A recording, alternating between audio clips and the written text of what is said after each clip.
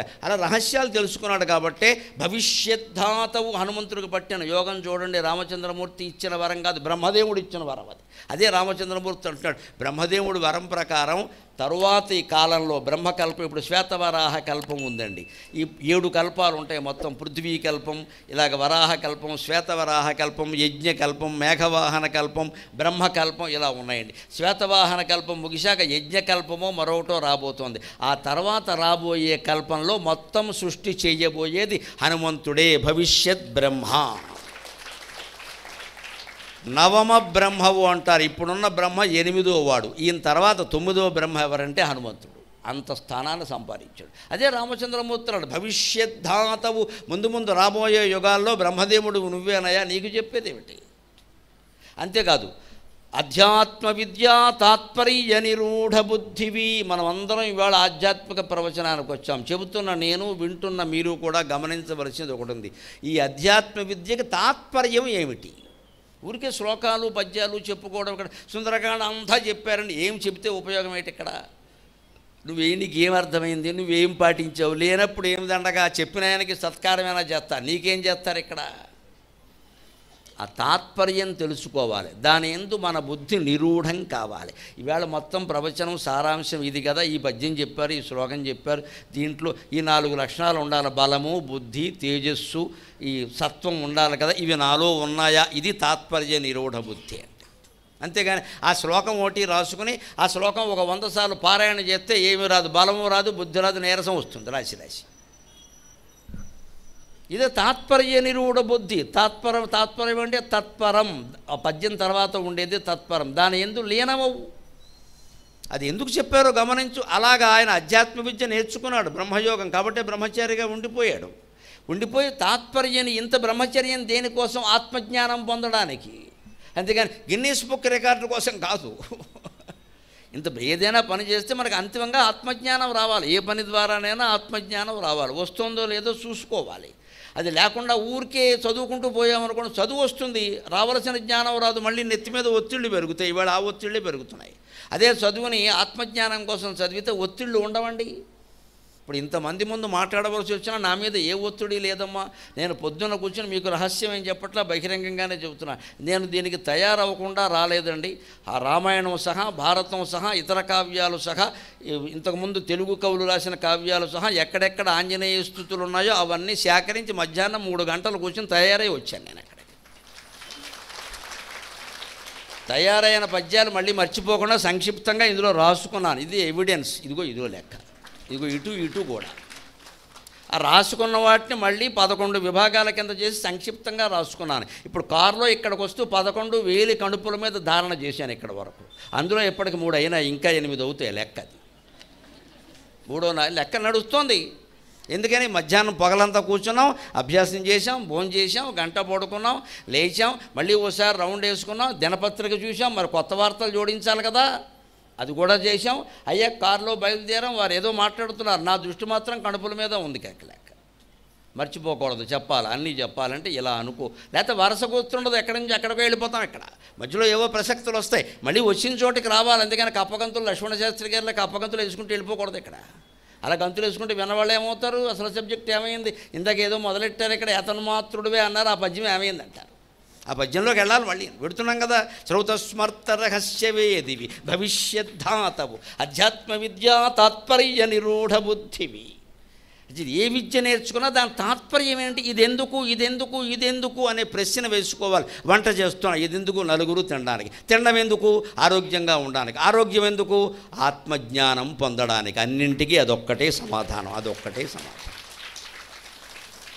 పెళ్లి చేసుకున్నాం ఎందుకు? పిల్లల్ని కండం ఎందుకు? అన్ని సంసార నిర్వహణ అంతా ఎందుకు? దాని ద్వారా ఆత్మజ్ఞానం పొందడానికి. ఎందుకంటే 100 వేదాంత గ్రంథాలు చదివినా అర్థం కాని వేదాంతం పెళ్లి చేసుకుని 10 ఏళ్ళు కాపురం చేస్తే ఇద్దరికి టీకా తాత్పర్యాలతో సహా తెలిసిపోతుంది. అసలు సంసారంలో ఉన్న రహస్యాలు మరి ఏ ఆశ్రమంలోనూ లేవు. ఇద్దరికి తెలిసిపోతుంది. బాబోయ్ వద్దని ఆంజనేయ స్వామి కాళ్ళ మీద పడతాం. మళ్ళీ వచ్చే జన్మ కూడా వద్దు నాయన, అసలు వద్దు, పెళ్ళే వద్దు, జన్మే వద్దు, తీసుకెళ్ళిపో చాలు, ఈ మొట్టికాయలు చాలు. ఈ పిల్లకి పెళ్లి చేసేసరికి ఆ పిల్లాన్ని గట్టెక్కించేసరికి మనం అయిపోయాం. ఇక్కడ 2 పిల్లలకి చచ్చిపోతున్నారు. ఇక్కడ ఇంక వేదాంతం వంట పట్టకుండా ఎలా ఉండదు. అందుకని సంసారాశ్రమమే చాలా గొప్పది. వేదాంతం వంట పట్టాలంటే దెబ్బకి మొత్తం తెలిసిపోతుంది. ఇక మళ్ళీ రమ్మన్న వెనక్కి రాడు. అదే బ్రహ్మచర్యం నుంచి సన్యాసానికి వెళ్ళాడు అనుకో, ఎవరో శంకరాచార్య లాంటి వాళ్ళు నిలబడతారు, కానీ మిగిలిన వాళ్ళు ఏం చేస్తారు, ఏమిటో పెళ్లి చేసుకుంటే బాగుండేది, చాలామంది ఉన్నారు అని మొదలెడతారు. ఇక్కడ వెనక్కి వస్తాడు, భ్రష్టుడు అయిపోతాడు. వీడి వల్ల పీఠం కూడా భ్రష్టమైంది. అనుభవంతో ఉందనుకోండి, వెనక్కి ఎందుకు వస్తాడండి? ఓసారి నాన్న తిప్పలు పడుతుంటే ఇక్కడ అనుభవం పొందాలి. అందుకని సంసారం కూడా ఎందుకు చెయ్యాలి, మంచిది. ఎందుకు ఆత్మజ్ఞానం, అంతిమంగా ఆత్మజ్ఞానం పొందేవా లేదా? సుఖదుఖాలు రెండు సమానంగా తీసుకోకపోతే సంసారం చేయలేమండి. కష్టంగా సంసారం అన్నాక అన్నీ వస్తాయి, అది అందులోనే అలవాటు అవుతుంది. ఇవాళ దుఃఖంగా అనిపించి, ఇవాళ తీవ్ర దుఃఖంగా అనిపించిందని ఎప్పుడైనా మీరు మీకు ఎవరికి దుఃఖములు రాకుండాను కాక, కానీ వస్తాయి కదా. వచ్చినప్పుడు ఒకరోజు ఉన్నది 10 రోజుల తర్వాత ఉండదండి, తగ్గిపోతుంది.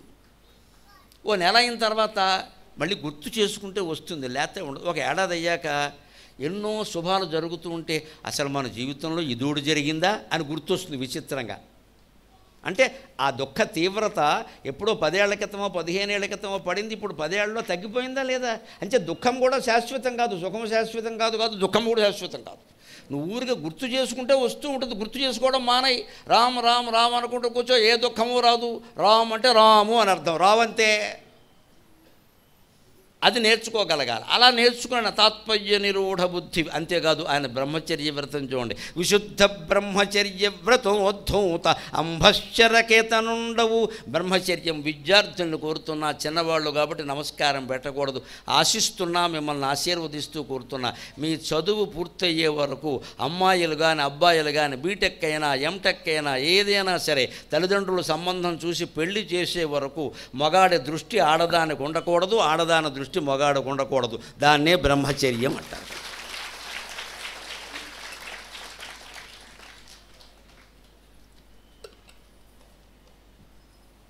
మనం కోఎడ్యుకేషన్ వ్యవస్థలో ఉంటున్నాం, చాలా జాగ్రత్తగా ఉండాలి.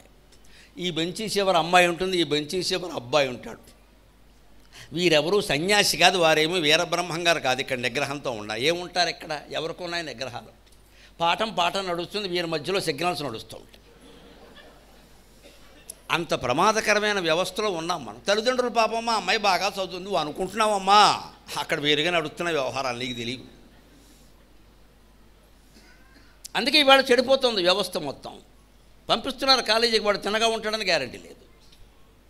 పైగా దానికోసం వైఫల్యం అట, ఆత్మహత్య అట. ప్రేమలో విఫలమై ఆత్మహత్య. నాకు ఆ వార్త చూసినప్పుడల్లా నవ్వొస్తుంది. నువ్వు ప్రేమలో సఫలమై పెళ్లి చేసుకున్నా 2 ఏళ్ల తర్వాత చేసుకునేది అదే కదా. అంత తొందర ఎందుకయ్యా? ఎలాగూ చేసుకోవాలిగా. పెళ్ళి అయ్యాక ఏమన్నా అప్పుడు ఆత్మహత్యే, అది ఏదో 2 ఏళ్ళు ఆగి చేయొచ్చు కదా, ముందు చేసేసుకోవాలా? ప్రేమలో విఫలమైతే ప్రేమలో విఫలమైతే ఆనందించాలి. ఇంకోటితో ప్రేమిస్తాం, ఇంకోటి పెళ్లి. ఏమైంది ఇప్పుడు? వాళ్ళు వద్దన్న వాళ్ళ వెనకాల ఎందుకు పడాలండి? దాన్ని వ్యామోహం అంటారు. మనస్సు చెడిపోకుండా చూసుకుంటే నిగ్రహించుకోవచ్చు. హనుమంతుడే ఉదాహరణ. ఆయనకు ఎదురైంది ఆ పరీక్ష. సుందరకాండ చదివితే ఇంద్రియ నిగ్రహం కలుగుతుంది. ఆయనకు ఎదురైంది ఆ పరీక్ష. ఎక్కడ? సీతాదేవిని వెతకడానికి వెళ్ళాడు మహానుభావుడు, బ్రహ్మచారి. సీతాదేవిని ఎక్కడ వెతకాలి? ఏదో బయట ఉద్యానవనాల్లో భవనాల్లో వెతుకుతుంటే ఆయనకి అనిపించింది, ఆడాళ్ళు ఎక్కడ ఎందుకు ఉంటారో. ఇదే బుద్ధి అంటే. కాస్త ఆలోచించాడు, కామన్ సెన్స్. ఆడవాళ్ళు ఎక్కడ ఎందుకు ఉంటారు? ఈ బయట విహారం చేస్తూ ఉంటుందా సీత? విహారం చేస్తుందంటే సరదాగా హ్యాపీగా ఉంది. ఇంక నేను రావడం ఎందుకు ఇక్కడికే, రాముడు పంపడం ఎందుకు? అప్పుడు అడ్జస్ట్ అయిపోయింది అనమాట. అంతే కదా. అలా అయితే సీత ఎలా అవుతుంది? పీత అవుతుంది. లేదు, సీత ఎక్కడ ఉండదు. మరి ఎక్కడ ఉంటుంది? కనీసం ఆడవాళ్ళు ఉండే చోటు ఉంటుంది. ఆడవాళ్ళు ఎక్కడ ఉంటారు? అంతఃపురంలో ఉంటారు అని చిన్న కోతిగా మారి కిటికీల్లోంచి దాటుకుంటూ వెళ్ళి అంతఃపురానికి వెళ్ళాడు. అక్కడికి వెడితే పెద్ద ప్రమాదం. అది అర్ధరాత్రి 1 గంట అయింది. వాడికి ఎంతోమంది స్త్రీలు, అందులో భార్యలు ఎవరో, ప్రియురాళ్ళు ఎవరో, బండరాళ్ళు ఎవరో ఎవరికి తెలియదు. వాళ్ళు అడ్డగోలుగా ఉన్నారు అక్కడ. మద్యం సేవించి మాంసం తిని అడ్డగోలుగా ఒంటి మీద బట్ట ఉందో లేదో కూడా వాళ్ళకి తెలియదు. వాల్మీకి వర్ణించడానికి కూడా చాలా ఇబ్బంది పడ్డాడు. కవి అన్నాక అన్నీ చెప్పాలి కాబట్టి చెప్పాడు. అవి చదువుతుంటే మనకే జుగుప్సాకరంగా ఉంటుంది, ఎలా ఉంటారా అని. ఇవి హనుమంతుడు చూడవలసి వచ్చింది. చూస్తూ ఆయనకు ఒక అనుమానం వచ్చింది. నిజమైన బ్రహ్మచర్యం అంటే ఇది. విద్యార్థులు జాగ్రత్తగా వినండి. మనస్సు పక్కదారి పడుతుంది అంటే మనం దాన్ని వెనక్కి లాక్కు రావాలి. ప్రగ్రహో నిగ్రహం వ్యగ్రో నైక శృంగో గదాగ్రజక. విష్ణు సహస్రనామంలో ఈ నామాలకు అర్థం అదే. ప్రగ్రహక పగ్గాలు పట్టుకో, నిగ్రహక నిగ్రహించుకో. వ్యగ్రహ, గట్టిగా పట్టుకో, పగ్గాలు జారినవ్వకో. గుర్రాలు నీ చేతుల్లో ఉంటే రథం నీ చేతుల్లో ఉంటుంది. రథం బాగా నడవాలి అంటే రథం సరిపోదు, గుర్రాలు సరిపోవు, పగ్గాలు సరిపోవు, సారథి ఒక్కడే రథాన్ని నడపగలుగుతాడు లెక్క. మేము రథం రష్యా నుంచి తెప్పించాం, పగ్గాలు ప్యారిస్ నుంచి. ఈ బుద్ధి ఎక్కడి నుంచి తెప్పించావు చెప్పు. రథం మేడ్ ఇన్ రష్యా అంటే కుదరదు ఇక్కడ, పగ్గాలు మేడ్ ఇన్ ప్యారిస్ అంటే కుదరదు ఇక్కడ. నీ బుద్ధి ఎలా ఉంది? గుర్రాలు అదుపులో ఉండాలన్నా, పగ్గాలు పట్టుకోవాలన్నా, రథం నడవాలన్నా సారథి గట్టివాడై ఉండాలి. శ్రీకృష్ణుడు సారథి కాబట్టి ఆ యుద్ధంలో అర్జునుడు గెలిచాడు, కానీ ఇంకోడైతే గెలుస్తాడా? అలాగా బుద్ధింతు సారథం విద్ధి అంటాడు భగవద్గీతలో. మన బుద్ధిని సారథిగా చేసుకోవాలి. ఎప్పుడు గుర్తుపెట్టుకుందామన్న, దయచేసి చిన్నపిల్లల కోసం చెబుతున్నా, పెద్దవాళ్ళకు కూడా నచ్చితే మంచిదే నా మాట. మనస్సుకు అప్పగించకూడదు మన జీవితాన్ని, బుద్ధికి అప్పగించాలమ్మా, అప్పుడు బాగుంటుంది జీవితం. ఏమిటి తేడా? సంకల్పాత్మకం మనః, నిశ్చయాత్మిక బుద్ధి. చేద్దామా వద్దా, అవుద్దామా కాదా, తప్ప ఒప్ప, SMS పంపుదామా వద్దా, కొంపలు అంటుకుంటాయా అంటుకోవా, ఈ ఆలోచించేది మనస్సు. వద్దా, పంపొద్దు, మనం ఎందుకు వచ్చాం అక్కడికి? చదువుకుందుకు వచ్చాం. నాన్నగారు ఎంత ఫీజు కట్టారు, అమ్మ ఎంత కష్టపడింది, తోదో వేరే ఆలోచనలు ఉండడానికి వీల్లేదు, చదువుకోవాలి. ఇది నిశ్చయాత్మకమైన బుద్ధి. ఇది అంటే మన మనస్సుకు మనమే నచ్చ చెప్పుకోవాలి. అందుకని మేస్టార్ చూడట్లేదు కాబట్టి నేను ఏదో చేస్తా. ఎంతకాలం నడుపుతావు అలా జీవితాన్ని? నీకు నువ్వే సారథివి కావాలి, నీకు నువ్వే సాక్షివి కావాలి. అప్పుడు జీవితం నడుస్తుంది. అంతరాత్మ సాక్షి చెప్తే బయట వాళ్ళది ఎంతకాలం అదుపులో పెడతారండి? వాళ్ళు ఎంతకాలం మన దగ్గర ఉంటారా? వ్యవస్థ బాగుండాలి నిజమేనండి, కానీ వ్యవస్థ బాగున్నా బాగుండకపోయినా వ్యక్తిగా మనం బాగుంటే వ్యవస్థ మనం ఏం చేయలేదండి. ఎంత వానైనా కొరవని, నువ్వు ఇంట్లో కూర్చుంటే నీకే గొడవ లేదు. ఇక్కడ లేదు, బయటికి వెళ్ళక తప్పదు. వాన గొడుగేసుకో. ఎంత ఎండైనా కాజనే, బయటికి వెళ్ళాల్సి వచ్చింది, గొడుగేసుకో. ఎంత చలి అయినా తప్పదు, ఇంట్లో ఉండు, వెళ్ళాల్సి వచ్చింది, రగ్గు కప్పుకో, మఫలర్ పెట్టుకో, పర్వాలేదు, వెళ్ళు, తప్పనిసరి అయితే, లేకపోతే మానై. అంతేగాని చలిలోనే పనిగట్టుకుని వెళ్ళి చలి వస్తుందంటే నీకు బుద్ధి లేదు, చలికి బుద్ధి ఉంది. చలిలో వెళ్ళాక చలిదా? ఇప్పుడు ఈ బుద్ధిని నిగ్రహించుకోవడం ఎవరి చేతుల్లో ఉంది? ఊరికి పారాయణ చేయడం కాదు. విష్ణు సహస్రం, ప్రగ్రహం నిగ్రహం వ్యగ్రో నైక శృంగో గదాగ్రజక. ప్రగ్రహక పగ్గాలు, నిగ్రహక పట్టుకో, వ్యగ్రహ ఏకాగ్రంగా పట్టుకో, నైకశృంగ అనేక కొమ్ములు కలిగినట్టుగా పట్టుకోకు, ఏకశృంగంతో పట్టుకో, ఒకే లక్ష్యంతో పట్టుకో. మత్స్యావతారంలో స్వామి ఒకే ఒక కొమ్ముతో సప్త ఋషులు కూర్చున్న పడవని తీసుకెళ్ళాడు. నైకశృంగ అంటే అర్థం అనేక కొమ్ములుగా వెళ్ళిపోనివ్వకూడదు, ఏకశృంగం కావాలి. గదాగ్రజక, ఆయన గదుడు అనే ఆయనకి అగ్రజుడు శ్రీకృష్ణుడు ఖచ్చితంగా. అందుకని గదతో మొత్తినట్టే గట్టిగా పట్టుకో. మన మనస్సును మనమే మొత్తాలి, అప్పుడు మనస్సు వెనక్కి వస్తుంది. ఎప్పుడు గాడి తెప్పినా, పెద్ద వయస్సు వాళ్ళకైనా చిన్న వయస్సు వాళ్ళకైనా, ఆడాళ్ళకైనా మొగాళ్ళకైనా ఒకటే ఉపాయం, మనం లాక్కు రావాలి వెనక్కే.